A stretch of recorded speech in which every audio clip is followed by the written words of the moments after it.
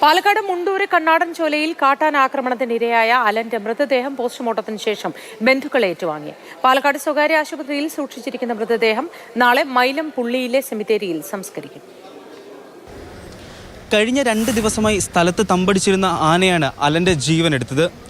സംവിധാനങ്ങൾ വേണ്ട പോലെ ഉണർന്നു പ്രവർത്തിച്ചിരുന്നെങ്കിൽ ഒരുപക്ഷെ കാട്ടാന ആക്രമണത്തിൽ ഒരു ജീവൻ കൂടി നഷ്ടപ്പെടില്ലായിരുന്നു. സർക്കാർ പ്രതിനിധികളും ജനപ്രതിനിധികളും നൽകിയ ഉറപ്പിന്മേൽ മരണപ്പെട്ട അലന്റെ മൃതദേഹം പോസ്റ്റ്മോർട്ടം നടത്തി ബന്ധുക്കൾ ഏറ്റുവാങ്ങി. ഇന്നലെ രാത്രി 8 മണിയോടെയാണ് കണ്ണാടൻ ചോല സ്വദേശി അലനെയും അമ്മ വിജിയെയും കാട്ടാന ആക്രമിക്കുന്നത്. പരിക്കേറ്റ അമ്മ വിജിയുടെ ശസ്ത്രക്രിയ പൂർത്തിയായി. വിജിയുടെ തോളെല്ലുകൾക്കും കഴുത്തിനും ചെവിക്കും ഗുരുതരമായി പരിക്കേറ്റിട്ടുണ്ട്. അമ്മയുടെ ചികിത്സ പൂർണ്ണമായും സർക്കാർ ഏറ്റെടുക്കുമെന്ന് ജനപ്രതിനിധികൾ ഉറപ്പു നൽകി. അമ്മയുടെ ചികിത്സാ ചെലവ് പൂർണ്ണമായിട്ടും ആശുപത്രിയിൽ തന്നെ സർക്കാർ സംവിധാനത്തിൽ ചെയ്യുമെന്നുള്ള ഉറപ്പാണ് കിട്ടിയിരിക്കുന്നത്. അതുപോലെ പരിക്ക് പറ്റിയവർക്ക് മരിച്ചവരുടെ നഷ്ടപരിഹാര തുക നിങ്ങൾക്കറിയാം, അത് റിലീസ് ചെയ്യാൻ DFO തീരുമാനിച്ചിട്ടുണ്ട്.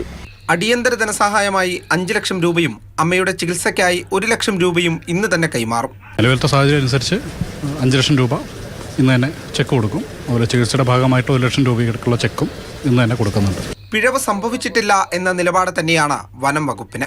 2 ദിവസമായിട്ട് മഴ ഭയങ്കരമായിട്ടുണ്ടായിരുന്നു. അതുകൊണ്ട് തന്നെ പലപ്പോഴും മൂവ്മെൻറ്റ് നമുക്ക് ട്രാക്ക് ചെയ്യാൻ പറ്റിയിരുന്നില്ല. പക്ഷേ എന്നിരുന്നാലും അറ്റൻഡ് ചെയ്തിട്ടുണ്ട് എല്ലാ ദിവസങ്ങളും. കാരണം നമ്മൾ അത്താണിപ്പറമ്പ് കേന്ദ്രീകരിച്ചുള്ള ഒരു വാട്സപ്പ് ഗ്രൂപ്പ് തന്നെയുണ്ട്. ആ ഗ്രൂപ്പിൽ കൃത്യമായിട്ടുള്ള അപ്ഡേറ്റ്സ് നൽകിയിട്ടുള്ളതാണ്. ജീവൻ നഷ്ടപ്പെടുമ്പോൾ മാത്രമാണ് MLAയും മന്ത്രിമാരും വരുന്നതെന്ന് പ്രദേശവാസികൾ.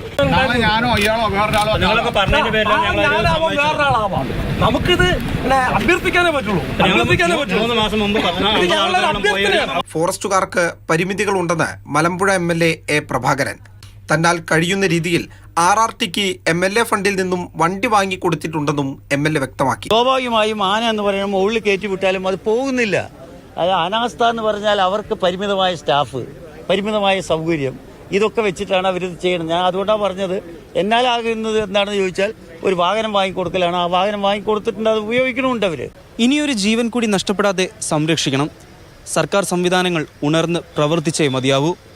ക്യാമറമാൻ വേണുവിനോടൊപ്പം നിതിൻ തോമസ്, മാതൃഭൂമി ന്യൂസ്, പാലക്കാട്.